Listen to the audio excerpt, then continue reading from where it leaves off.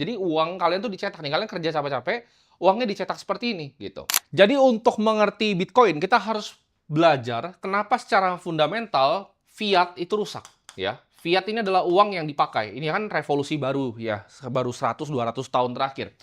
Pertama ya, adalah siklus hutang yang dibikin sama government ya. Jadi pemerintah ya di sekeliling dunia itu ngutang banyak sekali uang. Jadi kalau kita lihat jumlah hutang di Amerika, kenapa mereka butuh hutang? Mereka butuh pembiayaan perang ya kan. Mereka butuh segala macam hal ya.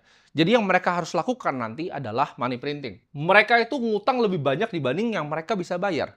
Dan ini udah terjadi di beberapa siklus sebelumnya, dari 1971, ya 1999, 2008, ya. Ini siklus yang terjadi. Jadi ada yang namanya big debt cycle, ya, siklus hutang besar dan siklus hutang kecil. Tapi intinya ya, secara gampang ini kalau buat anak SD ngerti adalah dunia ini suka ngutang lebih dari apa yang mereka bisa bayar.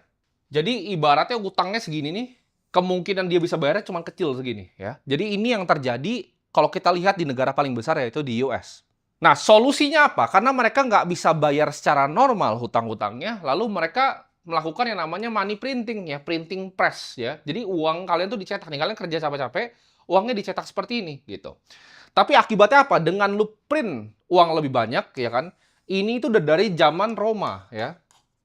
Jadi inflasinya di Roma seperti apa? Koinnya yang tadinya pure silver dicampur-campur bahan lain gitu loh.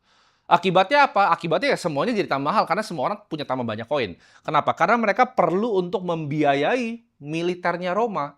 Akibatnya apa? Roma itu bukan kalah karena barbarian, bukan kalah karena segala macam. Mereka kalah karena populasi ya dan mata uangnya itu devaluasi. Karena ketika dibayar ya ke tentara-tentara mereka legions yang besar, itu mereka nggak punya uang yang cukup.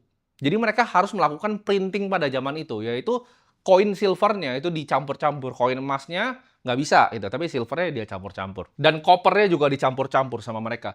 Jadi ketika uang lebih banyak yang beredar, nilai akan turun ya, nilai akan turun.